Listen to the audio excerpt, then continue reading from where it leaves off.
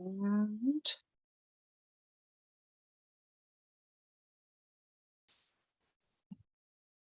all right, I believe we are live. I can't tell. I can never tell if we're live. I can't even tell if we're live on our shows. I have to wait for someone to yell from the other room. You're on. Quit making faces. You're on. Welcome, Canna fam. I'm here with the general from GenX Talks. If you haven't noticed, you guys have to know him from maybe TikTok with his million followers or Rumble. I follow you on there too. That's a good site. You can tip him and subscribe and do all that good stuff. But you guys know GenX Talks, his kid ambush videos, valuable life lessons. And I brought him on today to get to know him a little bit more and ask his opinion on cannabis. So I welcome, General. hate those ambush videos. You could just skip over talking about those and I'd be just fine. Wouldn't matter at all. Well, I actually wanted to start with, you actually have 8 children? Is that correct? Yeah. My wife and I have raised a lot of kids. But this last batch, as we call it, was 8, 4 boys and 4 girls. Yeah, that's a true story. Nice. And the kid, Gen Z kid, is the youngest. He's the baby of all those 8. Yeah. Okay, cool. Do your other kids do anything that we might know them or anything like that? Or they try to stay in the shadows? Well, they're older. I think my oldest one is 31. So, I think a lot of the social media, there's always been social media since we've had the internet, of course. But, the advent of TikTok seemed to really just propel everybody. That seemed to be a catalyst for everybody, getting online, trying to be famous, trying to get views, trying to get my son was no different. He did the same thing. He had his own channel and was doing goofy dances and dumb shit, trying to become famous. He just told me, I'm trying to become TikTok famous. It's what I'm trying to do. And so the other kids were already grown. A lot of them, for them would be, they're kind of reaching backwards. And if you're over the age of 25, 29, 30, it's not as well received as when you're between 15 and 25, let's say. Those are the up and coming ones. Not that there's not channels out there with grown-ups on it, but it just seems that's more of the demographic that pushed the reels and the YouTube shorts and the TikToks was a younger age group. So they're not as much involved. Okay. Well, I applaud the kid. Absolutely. And I know 2020 had a lot to do with that, sitting around in lockdown and there wasn't much to do. So I'm pretty sure that's when he started on your butt. Yeah, that played into it for sure. Yeah. So, how do you feel about your internet fame? Are you happy about it? Do you like doing this all the time? It doesn't feel like I can walk down the street, nobody knows me. So it's not like, I'm not like a celebrity where when you walk down the street, you're sitting in a restaurant, people go, oh my God, I think that's so-and-so, you pick an actor or an artist or something that they know. It's not like that. I have been noticed, but it's nothing like what fame is. This isn't fame. This is 15 minutes of small notoriety. It's not like you think.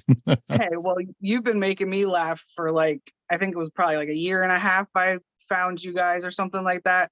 And I have follow you on everything and I laugh daily. Well, thank you. It's fun to do with the things that I participate in, the things that I like doing are fun to do. There's certain aspects of it I could pass on, but I do like meeting people, I do like meeting people that you can sit down and they when they do recognize us or we go to a meet and greet where we're intentionally trying to meet people. Mm-hmm. It's always fun to listen to them say, I relate with what you're saying. I think the same way you do. Absolutely. It just makes me feel like I'm not alone, in my You're thoughts. Not. When I first started following you, I was just like, listen to your dad. He's right. Just do what he says. Good. I need more of that. You're not wrong 99% of the time. All my kids need to hear that. Dad's right. Do what he says. No, but I applaud you for your life lessons that you do teach him, whether it's on video or not. Thank you. From what I see, you're an excellent father, doing the right thing on that one. Well, believe me, I've made more mistakes than most being a father. You know, kids don't Yeah, come with instructions. They just give you the kid and say, "Here you go. Good luck. Wing it." And yes, then you try. absolutely. So I don't know. Out of this last batch of 8, 7 turned out pretty good. So I think our odds are okay as Good parents. We're job. 7 out of 8. We got a high percentage rate. Absolutely. See, I have two, so it's like, am I going to have a 50-50 over here? I'm not sure, Yeah, if one see you got 2. If one turns out bad, all of a sudden you don't look so good. If it's right? 50, you're on a 50% rate. That's not good. Exactly. So I got to get them both going. You have to. Yeah. But what did you and Gen X Mom do before you were doing all this? Well, I was a mechanic. I just worked on cars for pretty much my whole life. And my wife, she's always been a stay-at-home mom. You know, when Oh, you okay. have 8 kids, you can't leave them with a list of instructions to fend for themselves. So I just Definitely. worked extra hard, and then she stayed home raising the kids. And it was really harder on her than it was me. I mean, I Yeah. could leave and go to work in the morning, and I'd be gone out the door by 6, and then I'd come home, around dinner time. But during that time, we have 8 children. She has 8 breakfasts to get together, 8 kids to get ready for school, 8 lunches to pack. When they come home, she's got 8 backpacks to undo and go through paperwork, and to get 8 snacks ready, Bless her. get 8 kids with their chores, then homework, then a small dinner party every night. When you have 10 people in the house, that's a small dinner party every single night. And then I'd come home and tell everyone, all right, shut up. I don't Yeah. know what you were doing before, but I'm home now. I've had a tough day. Shut up. And then so everyone would quietly go to where they were supposed to be. And Right. she didn't have that luxury. I did. So I would love to take credit for raising them. But what we did before was I worked and she raised them. 90% of it was her. Well, good job, Mom. Good job. Yeah. Absolutely. But good Good for job, you mom. for allowing, taking care of your business so you could allow her to stay home with the children and She not went have back to to work. she And Yeah, she only went to work for a few years. She worked at a school where they taught, I guess it's called, where they plant food, they grow it, they teach the kids how to the plant green it, schools. and they grow it and they harvest it and they package it, then they get it out, they prepare meals. So you actually go from all the way from planting it to putting it on the table. Yeah, And they're she was great. part of the teaching group that did that with kids. They loved it. She did it for a few years. Kind of out of boredom. She didn't want to be home with me. So she went and did Right. that. Right.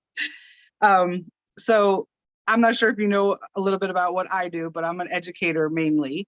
And I just try to teach patients how to properly medicate with cannabis. And my main goal is really to end the stigma associated with the plant. So that's why I've been asking people who aren't in the cannabis community to come on and tell me their views about cannabis. All right. So you live in California, so it's been very prevalent around there for a long time. I'm in Yeah. Pennsylvania. We're far behind. We're so behind. It's ridiculous. You're still So listening to 90s music out there? Is that what you're telling me? basically, it's the 80s around here. Right. Um, so what is your opinion of cannabis and how do you feel about if it would be legalized? Well, I don't smoke. I drink.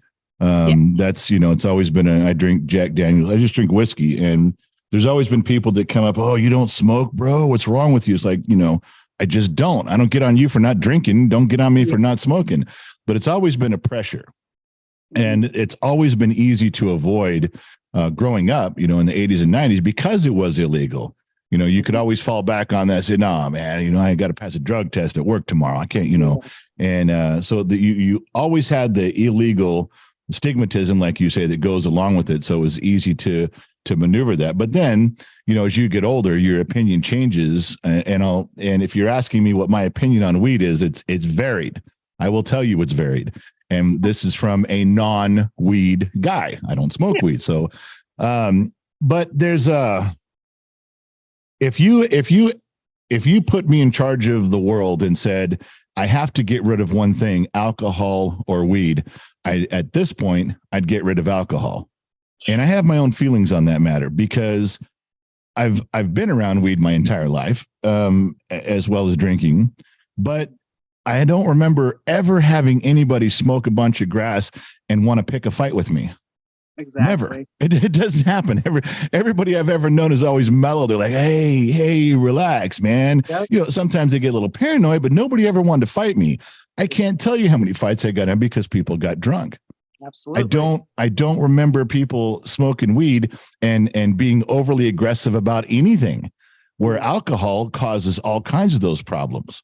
You know, there be people's the tendency. I probably couldn't tell you how many people got in fights or shot people or stabbed people or just, you know, became unruly on alcohol. Weed does, for everyone I've always known, weed does the opposite. So if I had to get rid of one, and I love whiskey and I don't want to smoke, I'm getting rid of my favorite thing in favor of something that I don't really want because I think it's less of a problem in general speaking. That is Now, great to hear. if Absolutely. you ask me about weed right now, I think we could all agree, any old person like me, that the weed of today is nothing like the weed of the 70s and 80s. Oh no, not at It's all. not even close. Now, the problem I'm running into with everyone's all weed is, you know, it's just from the earth and it's just, you know, the cannabis is natural. Yeah, until you find out that some people lace it with other things to try to get you to come buy theirs. You're getting a better high. You know, it's more addictive. And if we can taint our production, would lace it with something, then, you know, they'll come back and buy ours and we'll become, you know, millionaires and because ours is more addictive and ours is a better high. Well, it also kills you, you know, because you don't know what the fuck you're doing and you're lacing it with shit. You're not a doctor. You have no idea what's going on. You're just putting shit in there to get more money. Now I back up on my first time, like, no alcohol, yes, weed. Then I come to no weed, you know, because we're not sure what we're getting. You're going to kill people. You're going to fuck people up. But then you can turn that corner and say, if it was legalized, if it was regulated, if it was tested, then it becomes more like a tobacco product, which is heavily monitored. So then I'm back on the weed bandwagon again. Then I'm back the other way, going, okay, if we can make sure it's safe, and then people have their choice, they can do what they want, because the medical benefits that I've seen, and remember, I'm not a weed guy at all, but I have seen personal friends suffering such pain. And they, for years, you know, I'm an old guy, and then they get to a point where medical marijuana came in and they could get it. They learned how to use it. They learned, it's just like anything. You got to learn how to smoke weed. You can't, just like you got to learn how to drink. You can't just sit down and begin drinking. No. You got to pay attention. But when they did, they're living happy lives now, not because they're stoned all the time, because they're not dying in pain. They don't lay in bed all day. And I'm not talking like I know one guy. Yeah, I know a guy from back in 1982. No, I could probably sit down and write down the names of 30 or 40 people that I've known in my life that has changed their entire existence for the better. Yep. So you have to, based on just personal knowledge, you have to give some consideration to cannabis. You have to cannabis. You got to be able to say there is such a huge benefit. Let's find out what everyone's concerns are. Which they can't be super big. They got to be, address them. You know, whatever you're worried about. If you're worried about kids getting it, let's fix it. If you're worried about it being laced with stuff, all right, let's regulate it. You know, whatever your concerns are, the benefits far outweigh whatever your concerns are. Maybe we could get there from here. That's my thought. But I'm just a dumb mechanic in the middle of the desert. Don't mind me. But you are absolutely right. It has helped so many, like I know so many older people that got their med card versus younger people, because you don't even need your med card, honestly. THC is the last thing you need. Yeah. Hemp, CBD, it's legal for a reason, because it helps little children with seizures live a normal life. And that's why I got into it. I actually in college wrote like a 17-page paper about Charlotte and Charlotte's Web. She was the little girl that, the reason why it's legal. She went from 120 seizures a day down to maybe 2 a day. And she was able to live a normal life until, unfortunately, she got sick with COVID and passed away at the age of 13. But for those 13 years, she was like a gift to the cannabis community to show how significantly your life can be different with cannabis. Yeah. Our bodies have endocannabinoid systems. We don't have ibuprofen systems. We don't have an alcohol system, but we do have an endocannabinoid system. She was a living example of that. That's good. Yeah. And that's why I do this. Once I became a med patient, like, I don't know if you know what a terpene is. I didn't know what a terpene is. And that's the terpene is the scents, the different smells. It's the chemicals in the plant. So like lilacs have, lavender has linalool. That's what you smell. And then like roses have geraniol. That's their terpene. Well, weed has all of them. Okay. And certain plants have more of this and more of that, and it does different things for your body. So once I started learning that, I was just like, I have to tell everybody this. Like, this is amazing. Everybody can feel better with just like some CBD gummies. Like, you're mentally clear, your muscles don't ache. It hits every receptor in your body, and it's like a magic plant. And I'm just glad that you see the benefits and you're absolutely a non-user. Yeah, the only problem not the only problem, take that back. One of the problems that comes up from these conversations is there are people on one side, like in Colorado, it's very rampantly available. And so everybody's smoking weed per se. And now they're saying, well, it's affecting the workplace. So they're actually trying to pass laws. I don't know if they finished it or not. I know they were trying to in California, that people were arguing, I can show up to my job on weed because weed is legal. And fuck you, weed's legal. You can't tell me I can't smoke weed. I can still work here, and let's pass a law for the little guy. All right, well, alcohol's legal, but you can't show up drunk, asshole. Right. You have to put that in perspective. You are not now at the front of the line just because oh my God, you're so cutting edge. Wow, you smoke weed. You're a champion of weed. You're going to go work and you're going to look, dude, just get in the fucking line like the rest of us. Fine, smoke weed. Don't show up to work stoned. Yeah. I drink alcohol. I don't show up to work drunk. You got to fall in line. You don't get special treatment. But if you look at what they're talking about statistics, like, well, look at all the people in Colorado and how fucked up everybody is now, and the work systems and collecting taxes and everything's a jumbled mess. And I would suggest and say, well, you just kind of introduced a new phase of life to people. Shouldn't we give it a minute to kind of level itself out? Shouldn't we see, okay, well, this isn't working, but that is working. Isn't there some of that? But the way everybody's treating it, there's one side to say it's legal. Get over it. You're just going to have to suck. It's legal. Stop talking now. You're just going to have to deal with whatever you deal with. It's legal. Then you have the other side that says, look how fucked up everything got. It should have never been made legal. I'm in the middle going, we just got this. Yeah. Everybody's just now getting used to how all this works. Can we now work on, let's keep the good stuff. Let's get rid of the bad stuff. Can we address it? But it seems like every time I'm talking in a conversation like that, I'm dealing with one of two people. One person goes, I don't really give a shit what your charts and graphs and focus groups say. It's legal. We're not changing it. Suck it up, buttercup. However the world, turns out, it turns out. Yeah. Like that's the main goal, was to make weed legal and nothing else mattered, which is not true. No, that is not the main goal of everything, is that once weed is legal, then we can forget everything else. We're fine. No. But I'm not on the other page where it's like things got bad, things changed, things have gotten worse. Let's ban it again, or we can complain about how it should have never been legal. Perhaps there's some middle ground there. I mean, is it just me, or am I the only person looking at it saying can we fix some stuff here? Yeah. Well, I do know some statistics out of Colorado, like traffic accidents are less. There's less, like violent crime is down. So like, it's not totally messed up. They are getting their stuff together. But that's why I asked you, like, how is it around California? Like, is it crazy land? Nobody is cares. It a wild, wild west over there? Nobody knows. What's going on? Nobody cares. You have extremes on each side. You got extremes on the right. You got extremes on the left. But I think the majority of California, the people that I talk to, and I run into just average jabronis every day, just like me.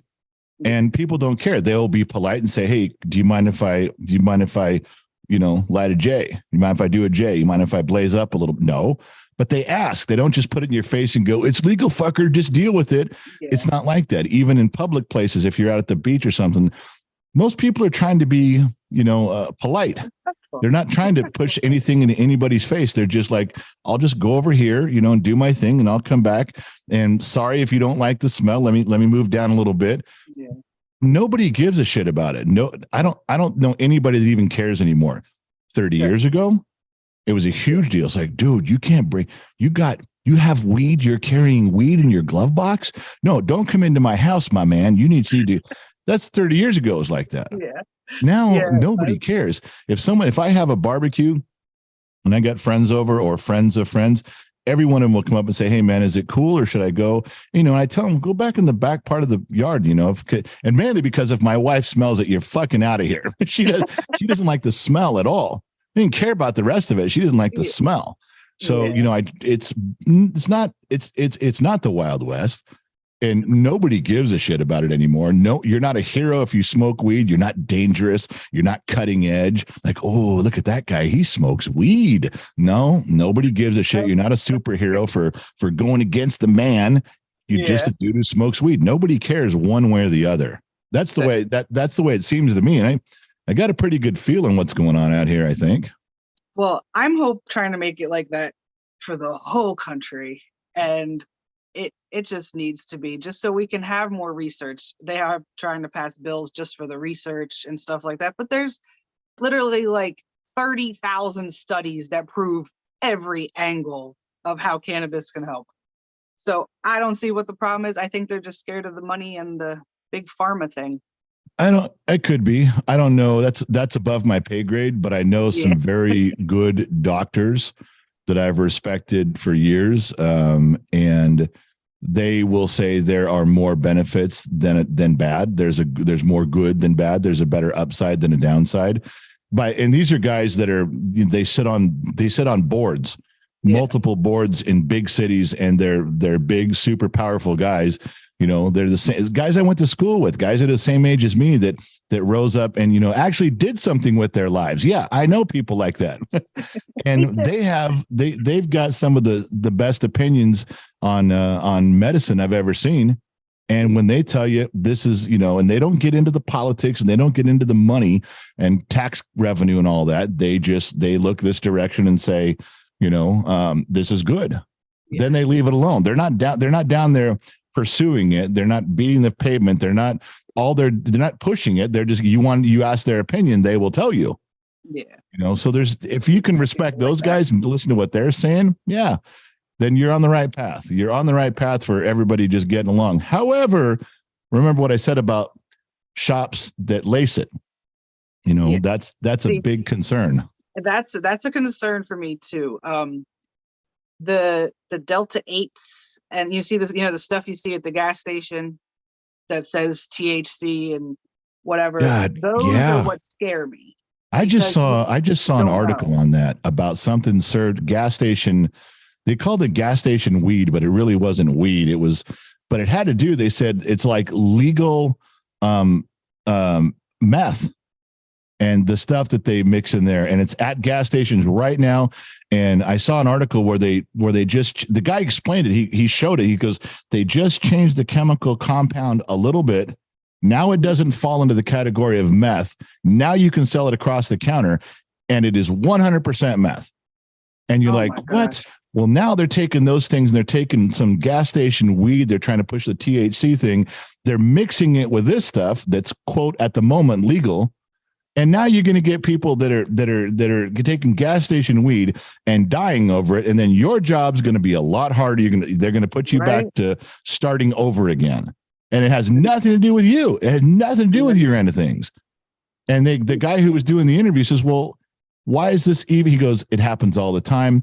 Everyone will catch up with it eventually, and it'll be taken off the shelves. But then they'll do it again with something else." And it passes FDA. It passes what you can sell because of how they package it. And I was like, God, fuck. As if things aren't confusing enough. We got to put up with this shit. We're sorting out the shit we know we want, we want to figure out. And then, girls like you out there trying to solve this problem, you wouldn't even see this one coming.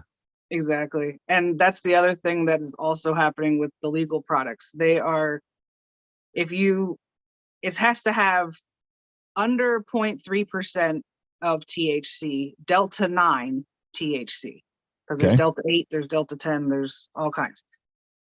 If you have THCA, which is the THC before you put it to fire, it then becomes regular THC, and that's how you get high.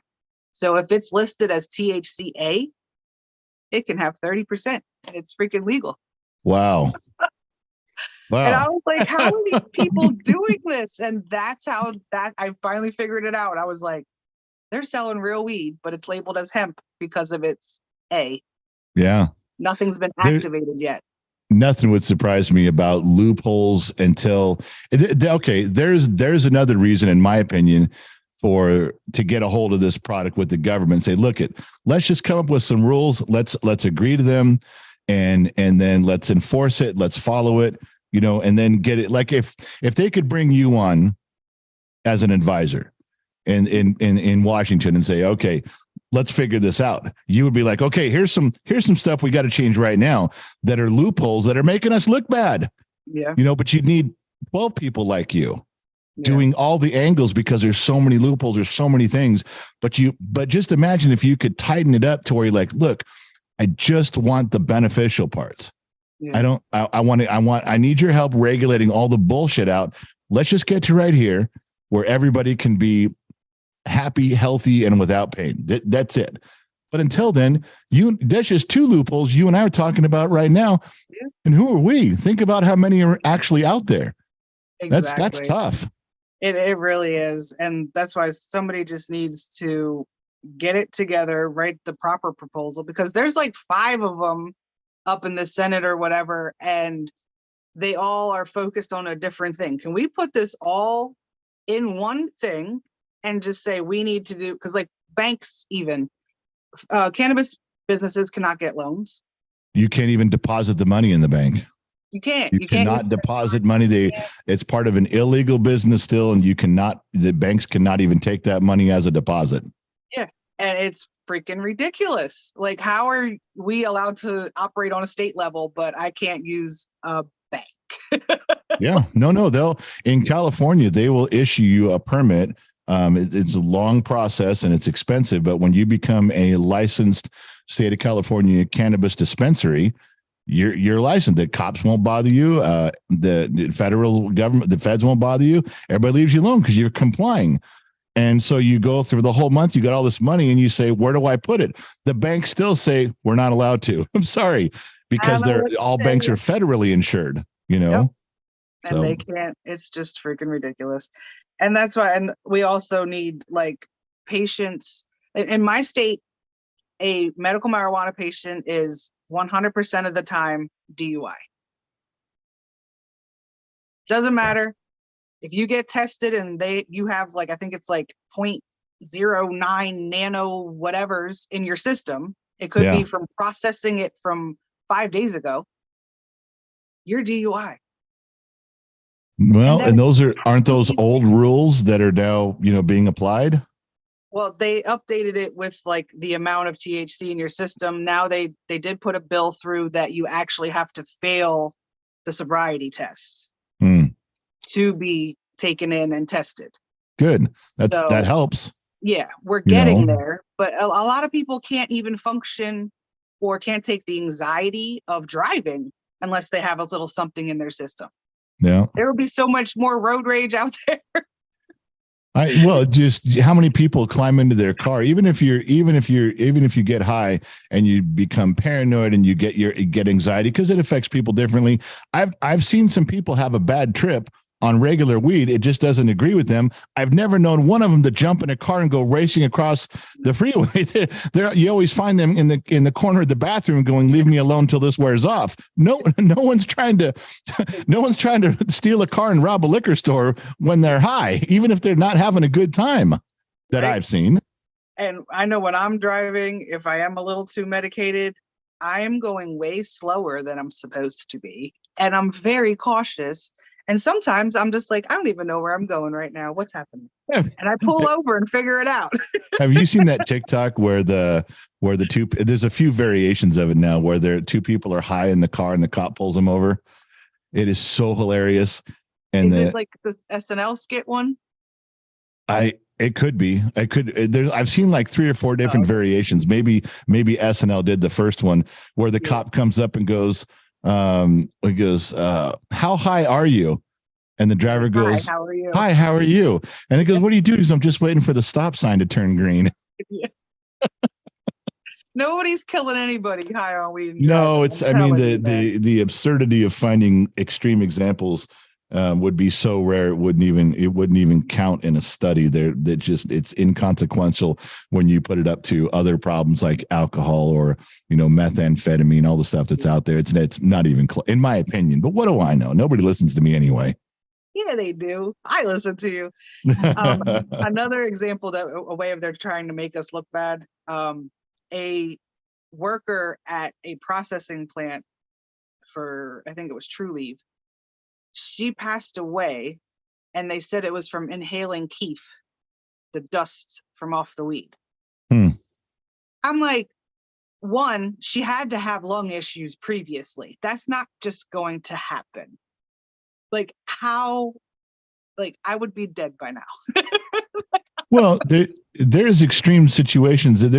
You can have an allergy to something that you don't know about, and I mean, and I am completely out of the medical field, and even I'm smart enough to know that there's always going to be 1 in a million chance that someone can have a reaction to something, either a medical condition or an allergy, and a bee sting can kill some people. I mean, come on. Some people are allergic to certain flowers, like, no, I don't like those. It makes me sneeze.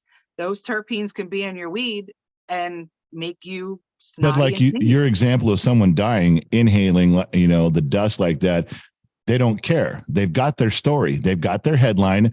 This person was here, inhaled that, died.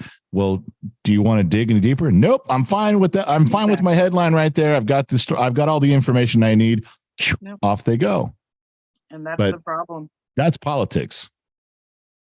So is there anything else you wanted to discuss about the cannabis industry or no? Well, I know where you're going with that. We had a phone call. Remember, you and I had a phone call. I was going to tell you that it's kind of backwards on how I'm not sure how familiar you are with how to set up, a licensed cannabis in California. And I became acquainted with that program, and I don't own anything. I have no stock. I'm not invested, and I am not a partner of any kind of any way, but I've been around it and available to learn some of the backwardness of it.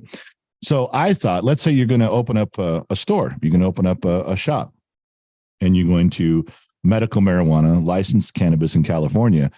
I thought you would go. And in the beginning of how I understood this to work, I said, okay, so if you go rent a building and you sign a lease for, you say, okay, I'm going to go. Actually, it's the other way around. Sorry, let me back up. I thought you would go to the state of California and say, I want to have a weed store, and they give you permission. Then you take it to the county, and then you take it to the city, and then you go find a place and you're in. And because that would make sense to me that you go to California and say, hey, can I fill out the paper? Okay, I got it. Then you can go to whatever county you want and go, hey, the state of California says I'm good to go. And the county says, yeah, we approve this. Go ahead. Then you take your county paperwork to the cities inside the county and say, I'd like to be in the city. And the city looks and says, okay, you're approved with California, you're approved with the county, and we'll approve you at the city. Now you got all your paperwork, and then you go find a building, and you're good to go. And it's exactly the opposite. It's the same here too. You go get a building and you have to sign, let's say, a 3-year lease for this building. Then you go to the city, then you go to the county, and then you go to the state. And if at any time during that process, someone tells you no, for whatever reason, oh, you weren't paying attention, you're too close to a school, or abiding by whatever the rules are, you're done and you're stuck with the lease. You can't get out of the lease, and no one wants to give you a lease contingent upon the fact that you're going to be successful in this whole process. And then even if you do, You get to California, say, okay, yeah, you got your building over here, and you got the city, the county. All right, turn in your paperwork for the state. It's a year and a half out, and I think it was $250,000 bond, to get to put up for the. So you're like, okay, well, if it's going to take you a year and a half, and I got to pay for this building for a year and a half, and hopefully at the end of the year and a half, you say yes. Can I open up my weed store and get going? This is extremely expensive, and you want $250,000 to get going. No, just sit there and we'll let you know. Well, how can anybody do that in any business whatsoever? Yeah, it's ridiculous. I found what people are doing is they just start the process and they open up their store and they start selling and they start doing their thing. Now, along the way, if California says, oh, by the way, we're not going to approve that, then they can shut their store down. But at least they made the money during the time. They're not going broke. They're business people. They're not just stoners in the back of a van, which was amazing to me when I met some of these people. These are absolute business professionals. Absolutely. Doing as good a job as they can. They buy a product they trust and they rely on, they resell it, they pay their employees, their buildings have fire alarms in them. They're not just a bunch of stoners that sell weed. These are people doing everything they can business-wise, but this is the only business that completely sets things up backwards. So they're kind of forced into an area they don't want to be in. They don't want to be illegal. They want to comply, but they have to run it this way and hope that, so you end up with 50 stores and 25 get approved and 25 is still pending. And you may have to shut that down and move and start all over again. If you're going to do this, pick a path that is friendly to what you're trying to accomplish. And then again, like you and I talked about, even when they get it done, they can't, you get all this money. Let's say you had $3 million that you've accumulated. What do you do with it? Yeah. What are you supposed to do with it? You can't just have all this cash. You can't just have piles of cash where you have to go and try to put it into a bank. And in our country, they won't let you. So now all these big businessmen are like, okay, well, where can I go with this? What country will accept the money? And then can I bring the money back in? And then you got to fill out the IRS. So like I'm trying to tell, I'm being above board. I'm telling you that I'm making money, but the government won't even tax them on this. And let me back up. What I found out about their distribution, that it's so weird how California clamps down so hard in one little area and then lets the rest of it just run rampant like they don't even care. They want to know how many pounds of product you bought and from where. And they go to that place and go, did you sell this many pounds? Let me check your paperwork. And did it go here? Then they want to check your sales. All right. Yep. Would you guys like some sales tax from that? No, we're fine there. We're just making sure that you're not fucking up and buying illegal. It's like, well, you could tax and regulate this and make a ton of money, make it safer for everybody. And you're counting pounds that we're buying and selling. You're going back to who we bought it from. You're checking with their records. You're checking with ours. Do you realize there's all this other shit over here you could be checking on and you're not? Who cares about how much I'm buying and selling? How about let's make sure that those other stores across the street aren't killing kids? Can we look at that? Let's put a little time over there. Don't worry about if I'm a pound off on my stuff. Let's worry about this. It's not even on their radar. Yeah, unless they catch somebody doing something, an illegal activity, then they can open an investigation. But this is all just standard operating procedure. We are going to check. We are going to look. We don't need probable cause. We're making sure everything's flowing smoothly. And you raise your hand and go, can we do that same process right over there? No, we're not doing that. Well, that part's the part that's making all you guys look bad. Not this part. This isn't doing anything. Nobody gives a shit. That makes you guys look bad, but they won't even address it. And I don't understand. I don't get it. Do you know that some, like the growers of that weed have to, when they cut that plant, they have to weigh all the plants before they dry them, and then they dry them and cure them. Then they have to weigh them again, tell them what the difference is. Oh my God. Are you serious? Are you serious? How about it came out to 5 pounds and that's all that fucking matters? You know what I mean? I don't understand. Where did it go? You guys, I know, but they're looking at the wrong thing. Who cares? Exactly. Yeah, that plant's missing because I needed some that day. That's why. I just don't. Like, I don't understand how come things are so backwards, and how it would be such an easy thing to flip a switch and say, okay, you guys are all grandfathered in, but we're going to address this like we do any other taxable item in California. There's sales tax, and you're going to get how much are they missing? It's got to be like $1 billion or $2 billion a year just from my state and tax revenue. yeah, And it would be safer. If you're going to allow it, then fucking just allow it. If you're going to make it illegal, make it illegal, but quit putting people in between and not making any money off of it. I don't understand. Right. It blows my mind. I don't get it. I don't understand why. Well, so it seems to me so simple. And when you ask people, because I've asked people a lot smarter than me in government, local, city council members and further up the chain, and said, what am I missing here? And one of the things is any sort of regulation that they talk about is misinterpreted. There's been some people say, well, we should put some regulation here and get some tax revenue and do some stuff. And then people in the we go, hey, you're just coming down on us because we smoke grass, man. You can't do that. We have rights. Well, yeah, we weren't fucking with your weed. Yes, you are. Don't pass any laws against us.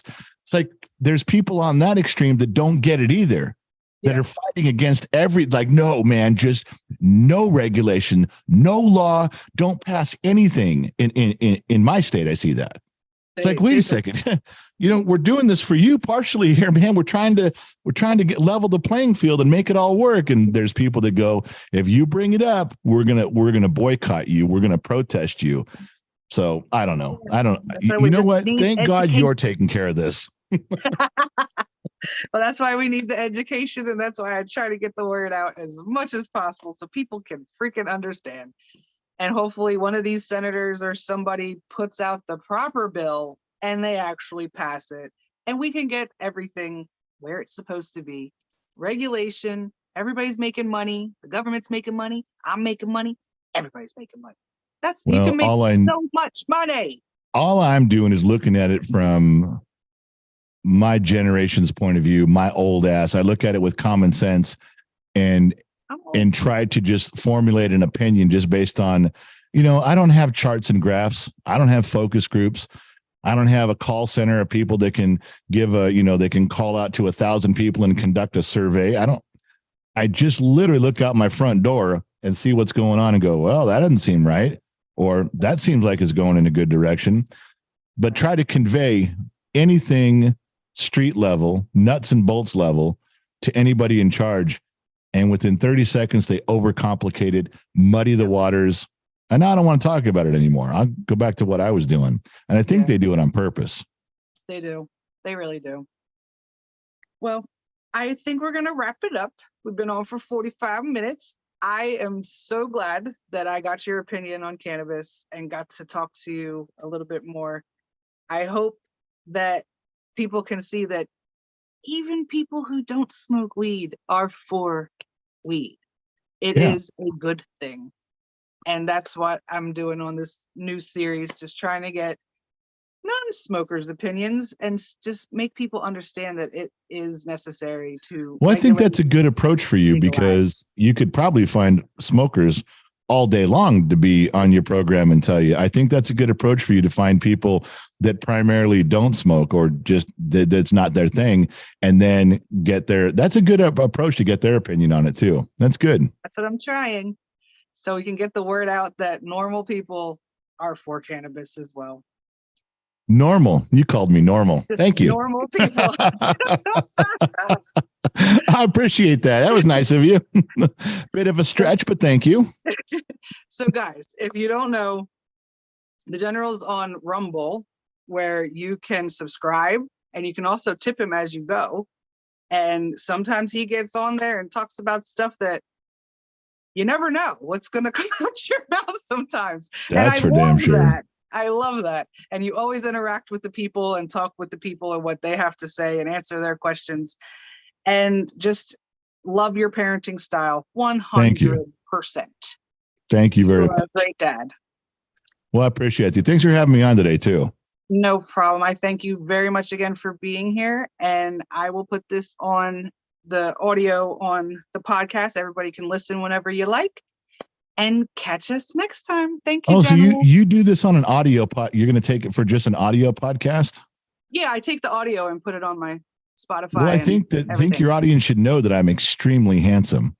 Well, they can't see me. They can't see me. So I think you should start with that. They don't know. They can't tell if I'm lying or not if it's audio. I'll put your picture on this audio. No, okay? don't do that. You've ruined it. You'll be my thumbnail. Okay. All right. Thank you again. All right, General. Thank you. I'm going to turn off the live. You have a great day. You too. We'll see you later.